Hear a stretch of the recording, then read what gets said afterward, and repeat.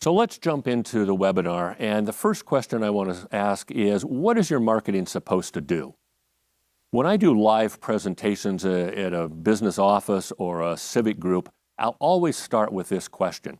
And it's interesting the answers that I get.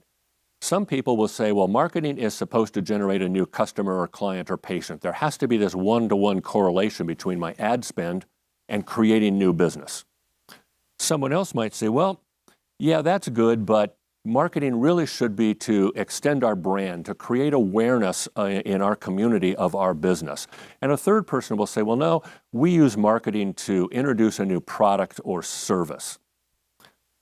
Well, you know what? All three of those are accurate. I wouldn't argue with any of them. But what I would say is those and the other answers we typically hear are the results of a well-designed marketing campaign. So what I want to do for the next couple of minutes is step back and look at how we design that marketing campaign. What is your marketing really supposed to do? And I would submit three things.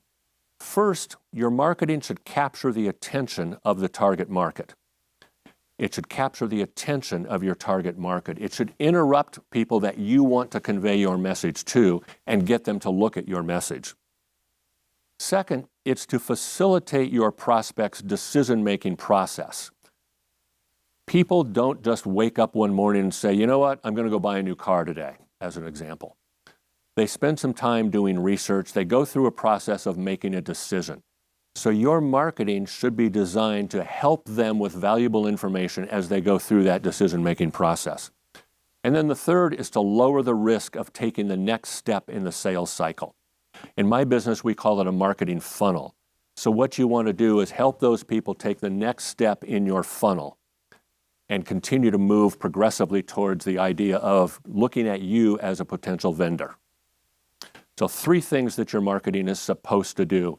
And all of your campaigns should be designed this way. You need to capture the attention of your target market.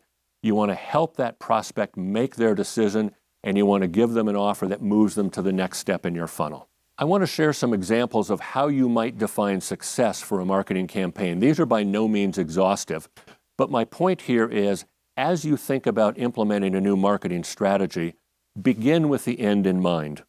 Michael Gerber taught us that concept 30 years ago. And what it means is, think about what you want to accomplish with your campaign before you dive in and create it. In some cases, you may just want more likes on your Facebook page. In other cases, you may want your phone to ring 10 times more each week over the next 90 days. Whatever that goal is, really identify what you want to accomplish with your marketing campaign, and how are you going to measure it? What constitutes success for that campaign? And then make sure your team that's going to be involved in implementing understands what those criteria are. So begin with the end in mind. First is the impact of the pandemic on local businesses. If you think back to January of 2020, what were you thinking for your business for that year? If you're like most of us, you had some really ambitious goals for how you were going to grow your business. You knew the path you were going to take. And then along about March, things really went off the rails. And for the last 18 months or more now, we've been dealing with the effects of this pandemic and how it has impacted local business. If you were in the hospitality industry in January of 2020, you've really struggled. In fact, you may no longer have a business because tens of thousands of restaurants and hospitality-related businesses are no longer in business. Even professional practices were affected. Many dental practices, plastic surgeons, legal practices were so limited by the shutdown regulations that they could only respond to emergencies, and that was hardly enough to pay the rent. On the other side of the coin are companies in the building trades that haven't been this busy in years. So depending upon where you were in your business, the type of business you have, the pandemic has tremendously affected you. But whether it's affected you or not, the impact on our economy is non-negotiable. Here's a question we get frequently. How much should I spend for marketing? And the typical way this question comes in is someone will say, hey, I read a report that said I should reserve 5% of my gross revenue for marketing. Is that right? And my response is always the same. It might be, we need to do the research. Well, what does doing the research mean? See, a lot of people will tell you that you should allocate a percentage of your revenue. It might be 5, it might be 7, it might be 10, depends upon the type of business you're in. And you should allocate that percentage and then spend that every month on marketing. Other people will say you should spend the absolute maximum you can. If you spend $100 and it generates $130 in business, that's a good marketing spend. Well, that's not realistic. That doesn't consider the cost of doing business, your overhead, taxes. That strategy makes no sense at all. So how do we determine what our marketing spend would be? It's mathematics. Sorry, I hated math in high school. A lot of you probably did too. We have to do some math. The first thing you need to understand is what's the average transaction value for your company. Now, this is simple arithmetic. Let's say you did $1,000 in business and you had 10 customers. Well, your average transaction value was $100. Pretty simple. But actually, it's not that simple, because most of us have a variety of products and services that we sell at different price points. So you might have a group of products that you sell in that 100 to 250 range, and another group maybe goes from 500 to 700, and then you have a few products that you sell for more than $1,000.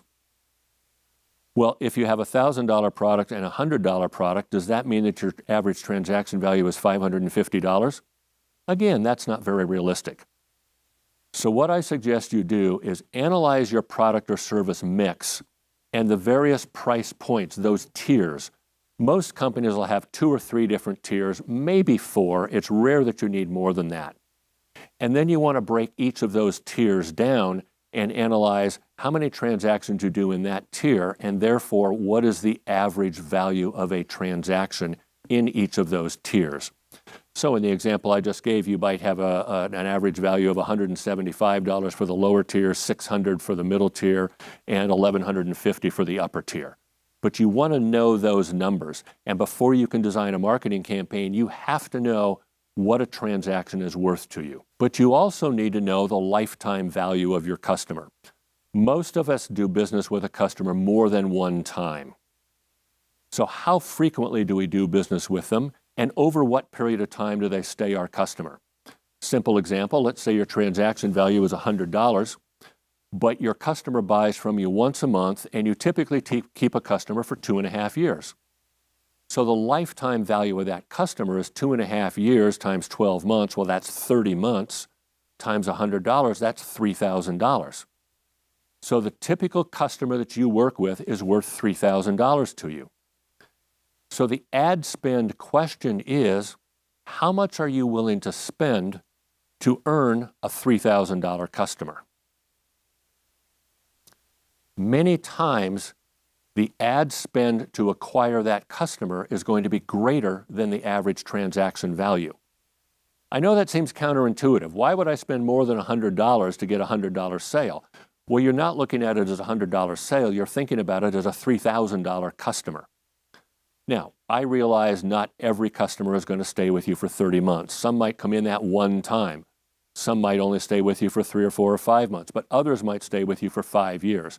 We're talking averages here. So if the average lifetime value of your customer is $3,000 in my example, how much are you willing to spend to acquire that customer? Let me give you a rule. It's not in your workbook, but you should write it down. And then I want to share an example. The rule is the company that can spend the most to acquire a new customer will win the market share battle every time. The company that can spend the most to acquire that new customer will win the market share battle every time. Now, here's an objection that we frequently hear. Well, Gordon, we're a one and done business. We do business with a customer one time and they don't need us again. I hear this a lot from our clients in the building trades, roofers, remodeling contractors, that type of business. You know, a roofer will say, well, we put a new roof on. That customer doesn't need another roof for probably at least 15 years. And by then, the same homeowner may not own the home, or even if they do, they may not remember us. So we're a one and done kind of company. Well, that's not always the case. We worked with a roofing contractor outside of Seattle. Really excellent company. Their average transaction value was $16,000, which is high when you look at the normal roofing transaction across the country. And they consistently hit that number month in and month out. And the owner was telling me how, look, we're a one and done. There's no way that we can increase that. I said, well, let's spend the next year and try something. So we did a couple of things. First, we designed a really nice yard sign. So every time a job was started, we had a sign in the yard. Again, this is nothing new. Many, many roofing contractors do that, as do other contractors. But then we designed a really nice flyer. It was actually a three-sided, three-panel brochure. And the salesperson that had sold that job, the day the job started, walked a 2x2 grid around the property where they were doing the new roof and dropped off that brochure if the homeowner wasn't home, or introduced himself and handed the brochure if the homeowner was home. Again, this is nothing new. Realtors do this all the time when they get a new listing, but it's not normal in the roofing industry. At the end of the job, the salesperson walked the neighborhood again with a different flyer. One of the reasons we do that is because frequently when a homeowner needs a new roof, other homes in the neighborhood also need a roof. There's been a windstorm, there's been hail, there's been some environmental thing that happens that people at least want to have their roof looked at. The other thing that we did is for 18 months after the roof was finished, we followed up with that homeowner with a greeting card, a physical greeting card that was mailed through the mail, not an e-card, nothing digital. It was actually a physical greeting card that they received in the mail. And we did those greeting cards in 4-month cycles. So for 3 of the 4 months, we had helpful hints for homeowners. Now, there may have been a message on it that says, hey, we like referrals, but it was just purely giving the homeowner some information that was helpful, branded for our client, and reaching out to them every month after the sale. The 4th month in each sequence was a definite request for referrals. And it was a little bit of a training focus. How can you ask your friends or refer your friends to our company? Then we'd start the 4-month cycle over with different cards, different messages, of course. We did that for a year. So interesting result from this campaign. We analyzed all of the new business that had come in as a result of those referral campaigns or the signs in the neighborhood and attributed that to the initial job. And what we found is the average transaction value for that contractor had gone from $16,000 to just over $18,000. It had increased by over $2,000 just by virtue of a very simple marketing campaign that took their name out to more people as a result of jobs in the neighborhood and really followed up with their clients, which again, most contractors don't do a very good job of. So, how much should you spend for marketing? The answer to that question is the result of this analysis. What is your average transaction value? How long do you keep a customer? And how much are you willing to spend to acquire that new customer? Okay, I said at the outset there were 3 concepts that I really wanted you to grab a hold of and consider how to implement in your business. One of those is what we call the inside reality versus the outside perception. Let me define the terms and then we'll talk about it. The inside reality is all of those things that you have worked on so hard for so long to make your business excellent, to make your business worthy of earning your customers. It's the way your phones are answered. It's how nice your office or your place of business looks. It's the before, during, and after the sale follow-up. It's all of those quality things that you have implemented in your business that really make you worth a customer coming to you. The outside perception, on the other hand, is the way your company or your business niche is viewed by the average customer that doesn't know you. An easy example, if you think about all the lawyer jokes, it's indicative of the fact that a lot of people don't like the law profession. It doesn't matter how good an attorney you are, how much your firm has helped your clients, the general perception is people don't like attorneys. You could say the same thing about car dealers. You could be the best car dealer in town, do wonderful service for your customers, give them great value, wonderful follow-up, super maintenance, but the general perception of automobile dealers is pretty negative. So how do you take that inside reality and overcome the outside perception? Well, you do it through your advertising. And the reason that outside perception of people has impacted your company is because you've done a really bad job with your marketing. Your marketing is filled with a lot of features that are important to you because you created them and you feel that they're really valuable additions to the service you offer, but they aren't really focused on the benefits to your client, to your customer, to your patient. Your marketing needs to be benefit focused, and it needs to really show in very clear terms the value proposition. Why should someone choose to do business with you versus the multitude of other companies that offer the same product and service, some of them at a lower price? So how do you overcome this? We use what we call a series of advertising evaluation questions, and we do this a lot of times before we start with a client. We always do it with our clients, and we have a series of 10 questions that we ask. And what we'll do with a client is we'll ask them to produce all of their marketing materials. We're going to look at their website. We're going to look at any landing pages they have online. We're going to look at the brochures that they use, the things that their salespeople leave behind.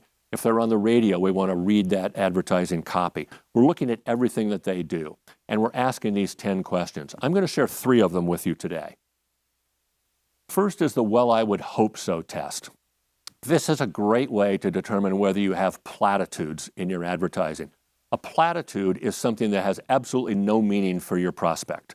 It's something that they would expect from your business. Let me give you a couple of examples. A printing company. I'm not going to tell you their name. They're a big national print house. They do business with a lot of businesses across the country. Their advertising said, "Our job is to help the non-printing professional understand the printing industry." Well, I would hope so. If I'm going to bring you a big print job for my company, I don't know your business. I know my business, but I don't know the printing industry, and I expect that you're going to help me understand the best way to get what I want done printed at the most cost-efficient way possible. I expect you to make suggestions that might improve the quality of the product. Well, I would hope so. That's a platitude when you put out a phrase that somebody can respond with, "Gosh, I would hope you do that for me." Here's another one. This is from a management consulting company that works with manufacturers, helping them improve the efficiency on their manufacturing floor. Their slogan is, "Working with our consultants will bring about change." Well, I would hope so. Why would I hire a consultant if it wasn't to bring about change in my business? So look at your advertising pieces, and if you're making statements that should just be intuitive for a customer, they would expect you to do that, get rid of those and replace them with customer-focused benefit statements. Okay, the second advertising evaluation question is, who else can say that? Notice I didn't say who else can do that. Let me give you an example. We worked with an auto repair facility in San Antonio, Texas. Before and since, I have never been in an auto facility that was this well managed. If you went out into the service floor where they actually did the work on the cars and the trucks, it was immaculate. They steam cleaned those concrete floors every night. Could almost eat your lunch on the floor. It was a big shop. They had 16 bays, and each one of their technicians had a minimum of 4 diplomas, 4 certificates in their work area that showed they had gone through extra training and were specialists in a particular type of service for automobiles and trucks. The waiting room. We've all spent time in automobile waiting rooms and service shop waiting rooms. This place was wonderful. Not only was it clean and comfortable, there was a cappuccino machine, so you could get free cappuccino. There was a really nice play area if you had your kids with you. And they actually had magazines that were less than 3 years old. The inside reality of this business was excellent, but I felt like they were not doing an effective job of conveying that. So I'm sitting with the owner and his general manager in his office one afternoon, and I'm expressing to him that I think we could do a much better job of conveying his inside reality. And he's not buying it. He says, "No, I think we do a really good job." I said, "Okay, you've got your laptop open. Pull up your company's website." So we did. I stepped around behind the desk so I could look at it with him. Typical website. Company name across the top. They did have their phone number prominent on the home page. That's important. And then a series of feature statements about all the things that he had done that in his mind made his business special. It's okay. This is all well and good. I know there's a shop about 1.5 miles down the street. Let's pull up his website. Okay, we open up a new browser window. We pull up the other website. And he's looking at it, and he gets this puzzled look on his face. Then he flips back to his site, the other site. He goes back and forth a couple times, and I can see him getting flushed and red. And then he stamps his fist on his desk, and he turns to his general manager. I know these guys. They do really bad work. We have cars that come to us for fixing after they've repaired them. How can he say these things? It's like he copied our website exactly. Now, he's getting more and more agitated, and this is Texas. It's reasonable to assume he had a firearm at his desk, so I kind of creep back around to the front of the desk and let him vent for a while. Finally, he acknowledges that they are not doing the best job they can. And so we went through and started doing a lot of changes in their advertising. Remember, it's not who else can say that. It's not who else can do that. It's who else can say that. And a lot of people can say what you say unless your advertising really conveys your inside reality in a customer-focused way and really conveys your value proposition. The third, and this is one of my favorites, is the cross-out and write-in test. Here's what I want you to do in the next day or so. Bring up your website and take a screenshot of the part of the site that's above the fold, what a customer sees when they first log into your site. Take a screenshot of that and print it out. Then do the same thing with 4 or 5 of your competitors. Print them all out and let's spread them out on the table. What you're going to find is they look remarkably similar. You all say pretty much the same things. Now, what I want you to do is take one of your competitors, cross out their name at the top of the site and write in yours. And then go to your page, cross out your name, and write in theirs. If there's not a substantive difference in the messaging, you flunk the test. If the only point of differentiation is the phone number, then you flunk. Now, reason why this is so important, if a prospect is looking for a vendor and they look through 4 or 5 or 6 websites and they're all basically the same, your prospect reaches one obvious conclusion. Everybody's the same. And what does that make them think? I just need to find the cheapest price. And that race to the bottom doesn't help your business at all. So the point of the inside reality versus outside perception concept is if you've developed a wonderful inside reality that's deserving of the business, the reason you're not getting more business is because your advertising doesn't effectively convey that. These 3 tests will give you a start, but what you really want to be thinking about is what is my value proposition? How do I reduce what we offer the customer to 6 to 8 or 10 words? And then what are the benefits? And convert your advertising from focusing on the features that you think are so important to the benefits that are actually important to your prospect. Let's talk about a defined or not defined market. A defined market is where you can identify a group of target prospects. This is really easy for business to business, a lot more than it is for business to consumer. I'll give you a quick example. We worked with a battery manufacturer. Their distribution was in a 6-state area. They were based in Oklahoma. So it was very easy for them to increase their market share because we could go get a list of every automobile repair facility that met certain criteria in the 6-state area that they worked, take that list and start marketing our clients' products directly to that list. A much simpler marketing challenge. A non-defined market is where you can't identify a specific list, or the list is so large that a local business or a regional company can't afford to market to that entire list. You would need the ad budget for Coca-Cola or Budweiser to be able to hit that huge list. Oftentimes when I share this concept with a business owner, what they'll say is, well, yeah, Gordon, I understand that, but the reality is everybody needs my product. They may not know it yet, but everybody needs what I offer. And a lot of business owners think that. And in some cases, it's probably true, but the reality is every business owner doesn't have the budget of Coca-Cola to go target every business in that broad niche. So here's what I want to suggest you consider. Identifying specific niches within your broad market and targeting those niches with your value proposition and your benefit-laden statements and earn the market share and dominate that niche. Here's another one of those statements that you can take to the bank. The riches are in the niches. Let me say it again so you can write it down. The riches are in the niches. Now, I'm not saying you have to live in a niche for the rest of your business career. Many of our clients have started with a niche, achieved some market dominance, identified another niche, and started the process over. Let me give you an example of how effective this can be. We have an office in Albuquerque, and I'm there several times a year meeting with our team and with some clients. Albuquerque is a town of about 500,000 people, so it's not a huge metropolis, but it's not a small town either. But interestingly enough, in that town of 500,000 people, there are 17 law firms that advertise themselves as personal injury specialists. Now, you wouldn't think that there's that much litigation for personal injury in a town of 500,000 people. But one of those firms has done a phenomenal job of carving out a niche within the community, and that's the Hinkle Law Firm. If you drive north on Interstate 25 bisects Albuquerque. It's the north-south interstate.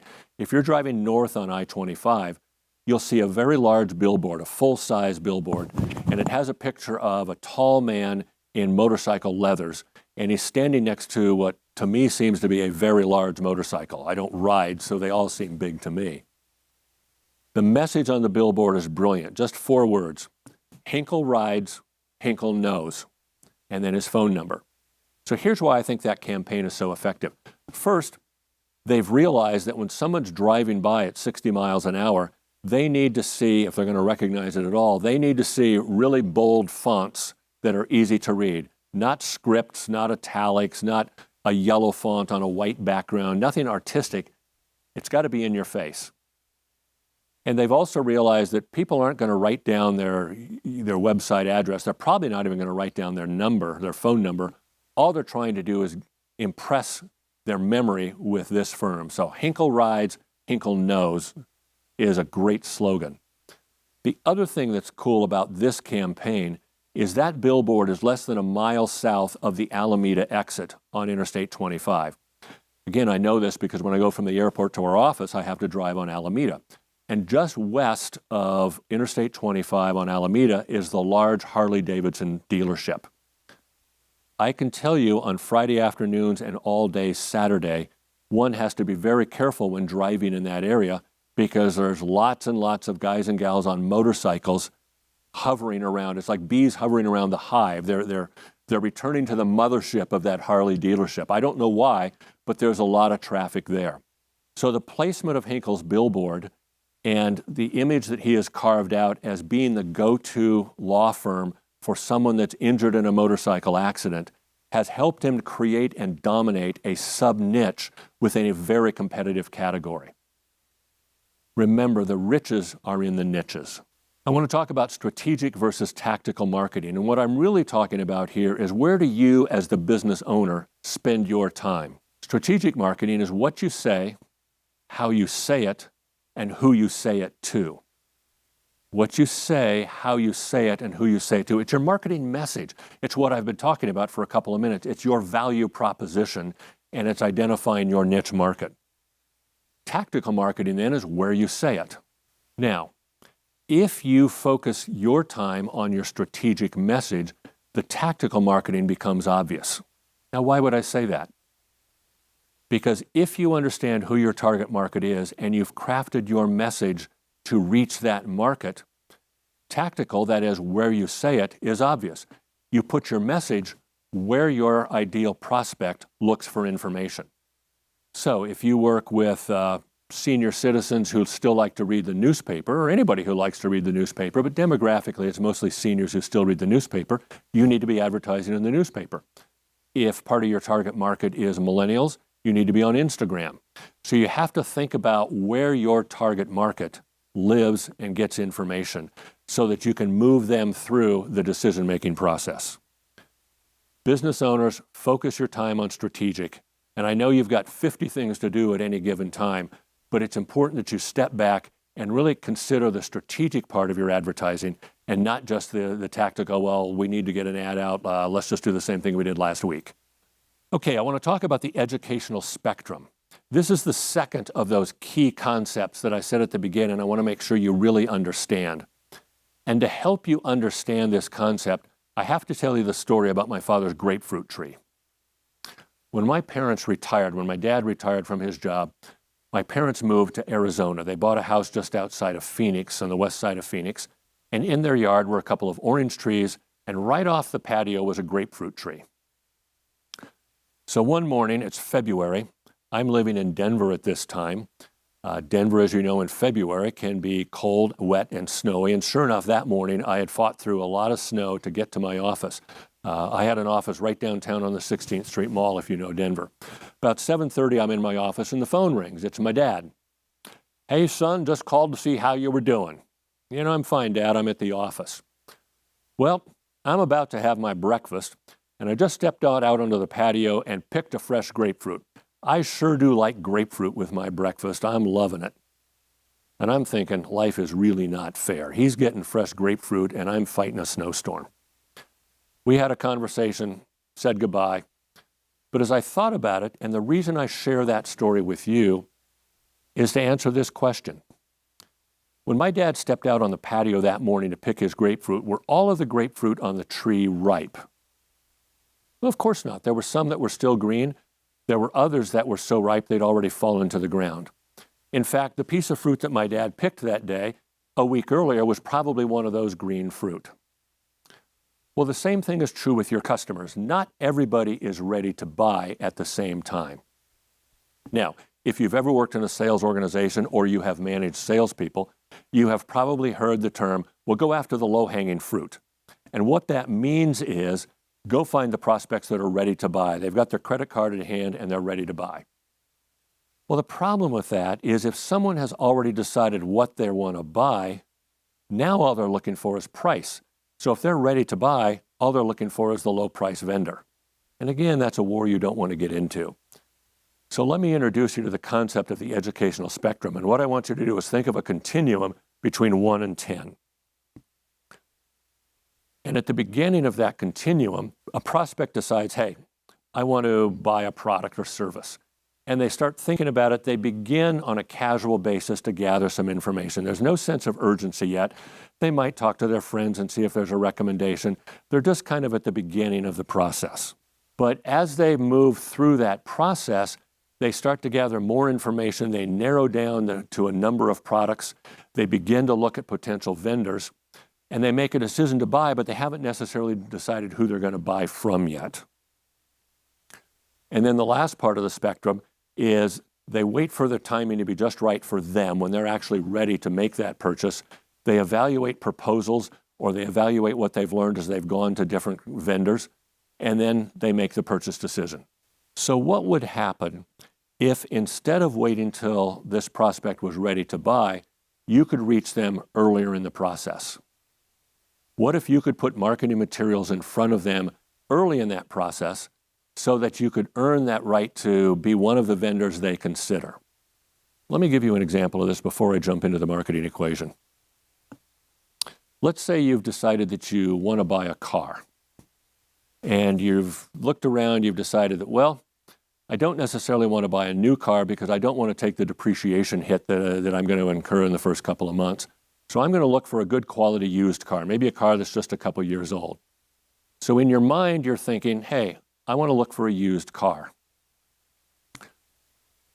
You're going through Facebook one day, you're just kind of casually looking through, and all of a sudden over on the right-hand side is an ad that pops up that says, hey, here are 4 tricks that used car dealers use to sell you a car. And you're thinking, wow, I'm thinking about buying a used car. I should look at this. You click on the ad and it says, here are 4 tricks that car dealers use. Make sure you learn these before you go to the car lot. And then in bullet points are the 4 tricks. And underneath is an offer that says, hey, we've got 12 more things that you should know before you go shopping for a car. Click here to get our free report. And you notice down at the bottom, it's from Joe's Car Lot. Well, you're thinking to yourself, gosh, this Joe's a pretty good guy. I'm looking for a good used car.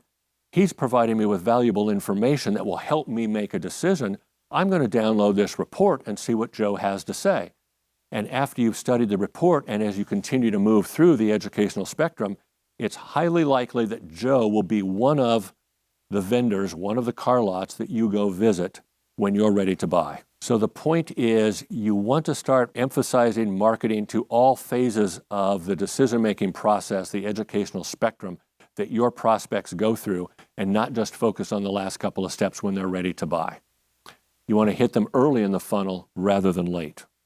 Here's the third concept that I want to share with you. We call it the marketing equation. As I said at the beginning, we believe marketing is more science than it is art, and it's a 4-step process. But before I can share the 4 steps, we have to do a little bit of psychology. I want to share a couple of psychology concepts with you. And these are the alpha state, the beta state, and the reticular activator. Most of us, according to psychologists, spend a great deal of our time in what they call alpha state. That is, we're working through our day, but we're doing a lot of different things that don't necessarily command our full attention. A good example would be when we're driving to work. We take the same route pretty much every morning. So as we get comfortable with that route, we just don't notice a lot of things. We know that we're going to turn up here on whatever that street's name is. We turn on it every day.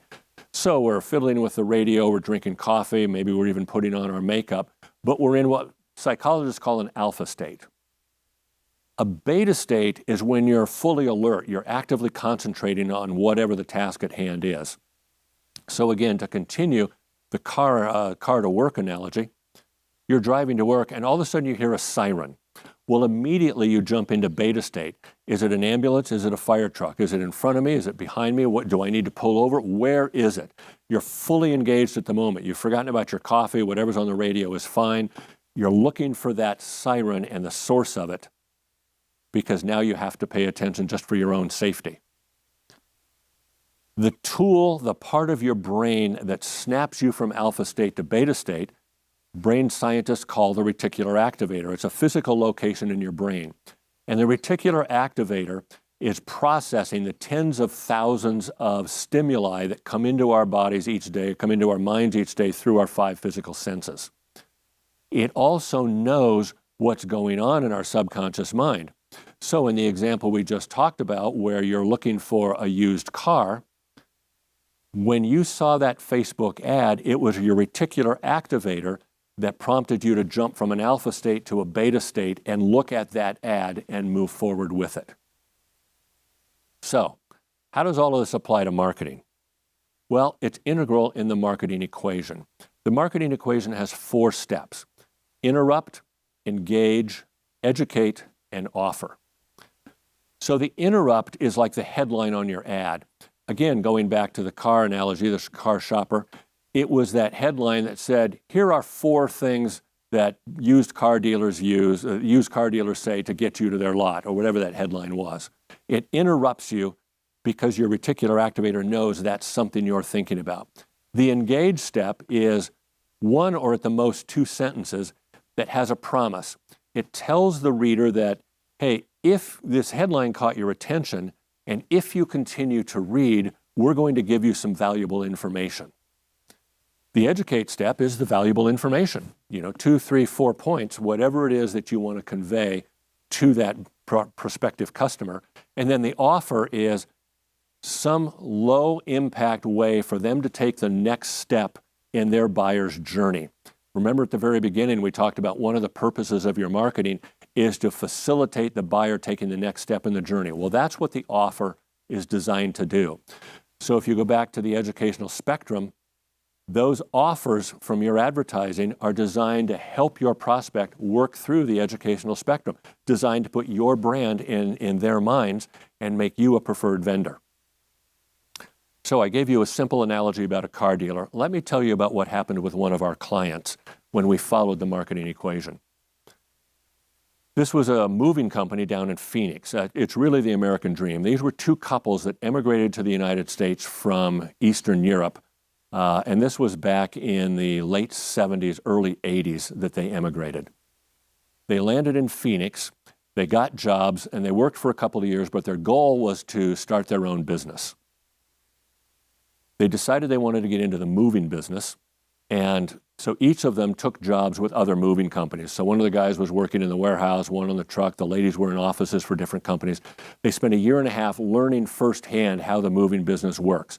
They saved their money, they bought their first moving truck. That first year in business, they did about $175,000 in gross sales. So not a lot, but they were starting. It was their first year. We met them not long afterwards. One of the ways that we attract new customers is by doing seminars. We had done a seminar in Phoenix, and they came up to us afterwards and said, hey, we have to have a Yellow Pages ad. Again, this is several years ago, but even today, moving companies use the Yellow Pages. We have to have a Yellow Pages ad created. We're willing to spend the money on a full page ad, but we have to have something to the Yellow Pages rep in about a week and a half. Can you help us? So we got together with them. We did research. We learned more about their company, and we developed an ad that followed the marketing equation.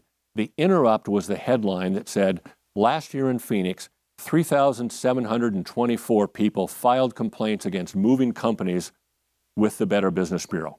We knew that from our research to be fact. Big, bold headline that said that.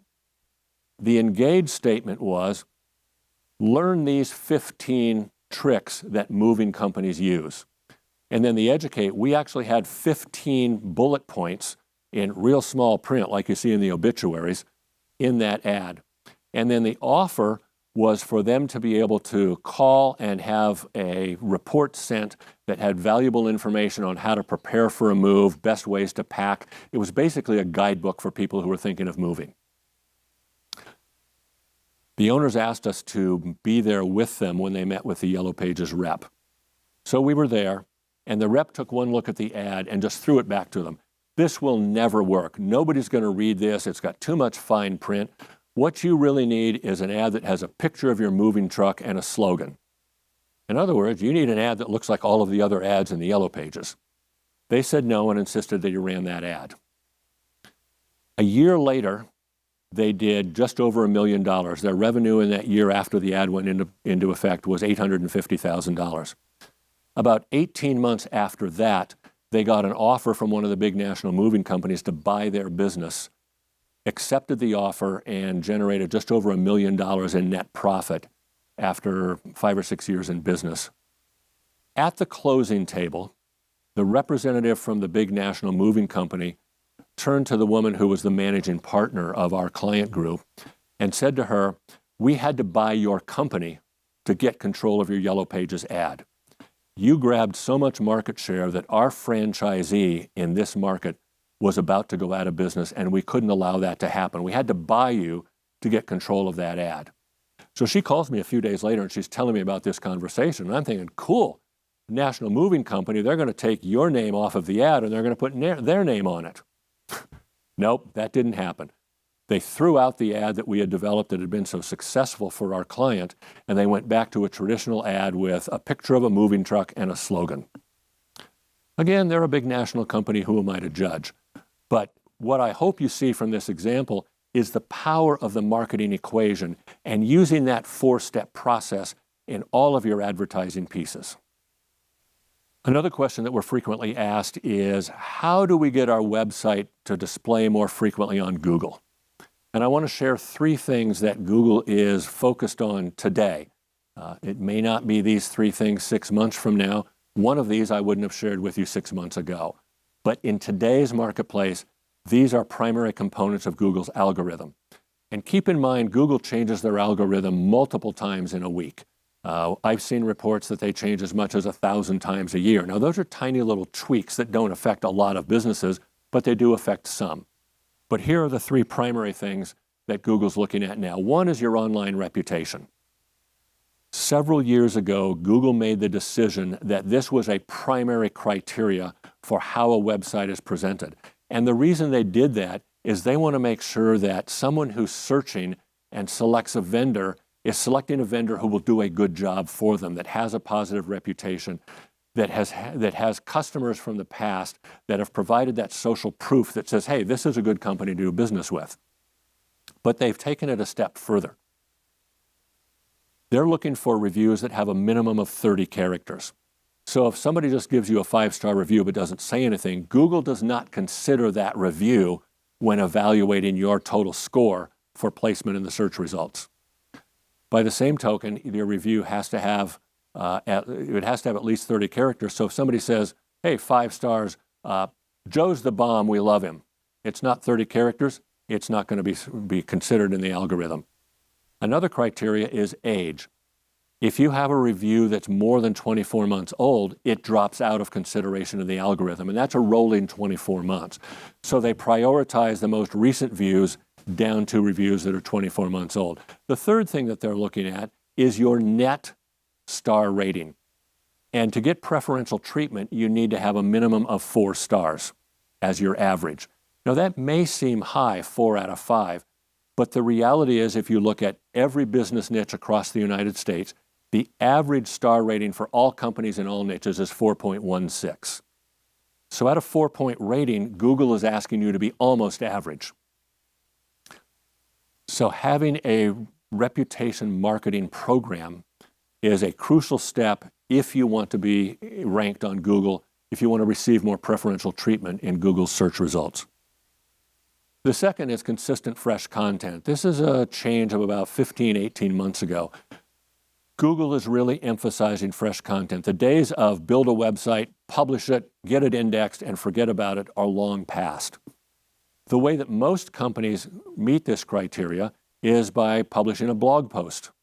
They try to publish those on a regular basis, but so frequently we see a company will say, well, yeah, talking to the owner, sure, we have a blog, but when I go to their website, they posted once 3 months ago, 6 months before that, and twice last year.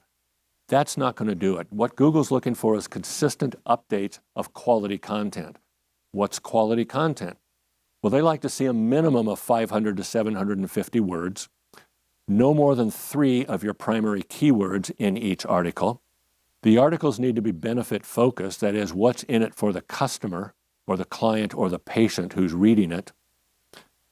It's best if you can geotag any photos that you put in, because again, that gives Google more data to work with.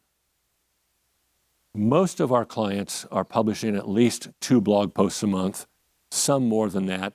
We write blog posts for a lot of clients, but consistent, fresh content is critically important. There are other ways that you can accomplish this, that it's more search engine optimization tech stuff than we want to go through today. But the easiest way to comply with this requirement from Google is consistent, fresh content. The other, and this is something that's just come up in the last 6 months, is your site load speed. More than 60% of Google searches today are done on a mobile device. So what Google's looking for is to make sure that your website loads very, very quickly, particularly on a mobile device.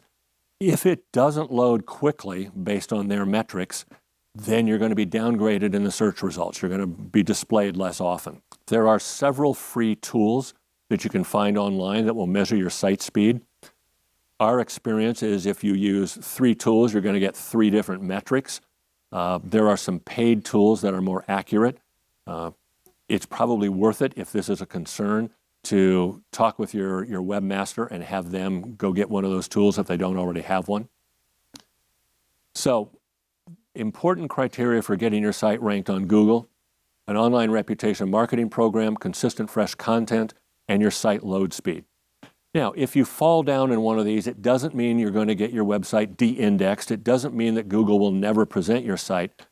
But if you have these 3 things working for you, it will add to the opportunity for Google to present your site more frequently. Let's talk for a minute about social media. When I bring up social media with clients and prospects, most of the time they roll their eyes and say, look, I don't have time to deal with social media. I got a business to run. I've got customers. I've got employees. Don't bother me with social media. And I would agree to a large extent. But social media has become ubiquitous enough now in the marketplace that you need to have some presence. So let me talk a little bit about how you can manage social media and make it easy. First, let's talk about what you're trying to accomplish with social media. Remember earlier I said begin with the end in mind? What you want to do with social media is you want to work on growing a potential group of clients and prospects and patients.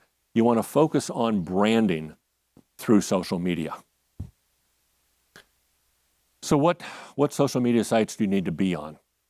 You certainly don't need to be on all of them.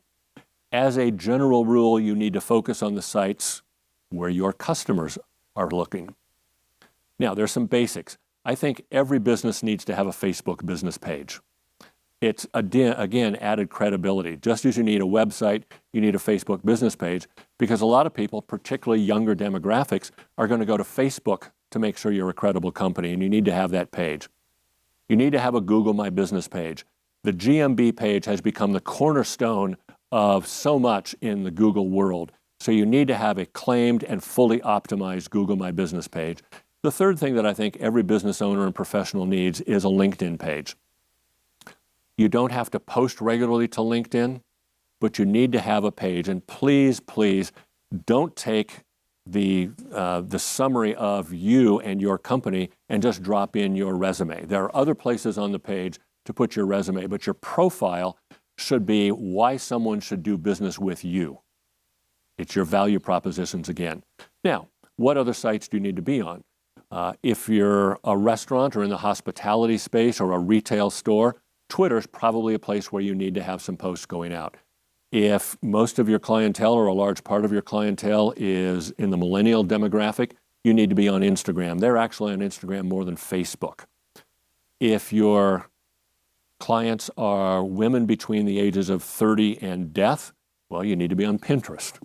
YouTube is a great new marketing channel. It's the #2 search engine in the world right now after Google. The most recent statistic I read is that there are more than 1 billion, that's billion with a B, minutes of video watched every day around the world on YouTube. So having a YouTube channel and publishing content there is a great way to take advantage of people's time spent on social media. The other thing to remember about that is statistically, almost 80% of people say they would rather watch a video about your company or your product or service than read the content on your website. So consider video. The third and probably the most important aspect of how you can effectively manage social media is to develop a program for content curation and creation, how you're going to get the graphics produced, and then how you're going to schedule the posting. How do you manage all of this? There are software packages that can help you with the posting, but the real challenge is content creation and curation. Social media is one of those marketing channels that I think for most businesses, it's better to outsource. A lot of companies say, well, I've got somebody that's 25 on my team and they seem to be on Facebook all the time. I'm going to turn that over to them. Usually that's not a good idea.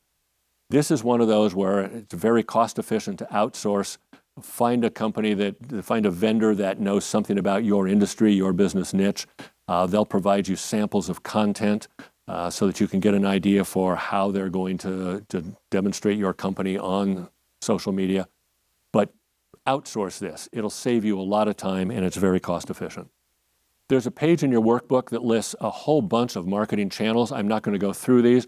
What I really wanted to do with that page was just share with you that there's many, many channels that you can use. Some of these you probably haven't heard of, maybe some you've tried. One of the things is most of these are very inexpensive and you can easily try them with a very low ad spend, but consider adding some of these into your marketing strategy. I want to take just a minute as we wrap up to talk about our philosophy of how we work with clients. Most of our clients are local businesses or regional companies. They don't all have a huge ad budget to start with. So we typically start with a foundation that includes a website. You have to have a website these days to be considered credible as a business. It doesn't have to be 50 pages with e-commerce and videos and a celebrity spokesperson and all of those big company features. It can be a simple 5 or 6 page website as long as it makes it real easy for your prospect to understand what your value proposition is, what the benefits to them are for doing business with your company, and they can find your phone number easily. It's amazing the number of websites I see where you have to dig around to find the phone number. Don't understand that. The second thing that's foundational is a reputation marketing program. I've talked about reputation. I hope you understand how important that is. Once you have that foundation in place, the next step is driving traffic. And that's generally going to mean paid traffic, whether it's banner ads, retargeting, Google AdWords, Bing paid ads, or a combination of all of the above.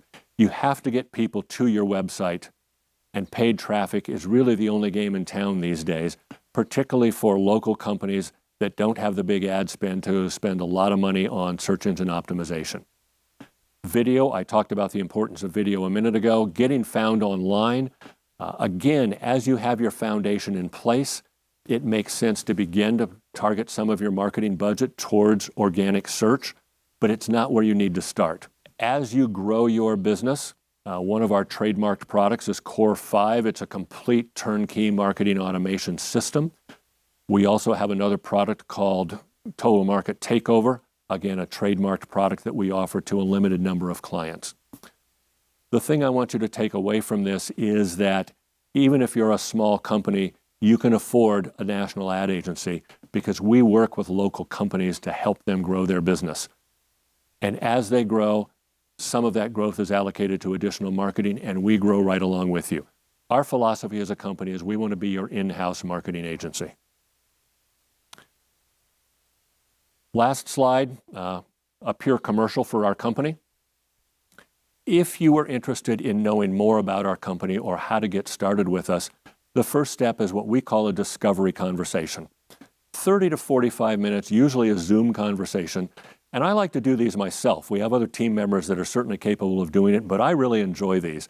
I've met so many great entrepreneurs and learned about so many really interesting businesses over the years by doing these discovery meetings myself, so I really enjoy them. We'll do some homework ahead of time before our meeting, but the focus of that meeting is for us to get to know you and your business a little better, and you to get to know us. After that meeting, at your option, if you'd like us to do some more research and make some suggestions for how you can better grow your company, we're happy to do that. If not, no problem. We love doing these meetings. And here's how you can get in touch with us. Thank you again for spending this time with me today. I hope that I've been able to convey to you that the macroeconomic factors that we're experiencing in our country these days as a result of the pandemic and the other things that have happened during the last 18 months are really going to be a challenge for local business in the next year, 2 years. It's hard to predict. But if you can implement some of these marketing strategies, particularly the 3 that I emphasized, you will see an increase in your business, you will grab market share, and you will be able to survive these turbulent times. Again, thank you for being here. My name is Gordon Van Wetzel with the Alchemy Consulting Group, and I wish you the very best as you grow your business.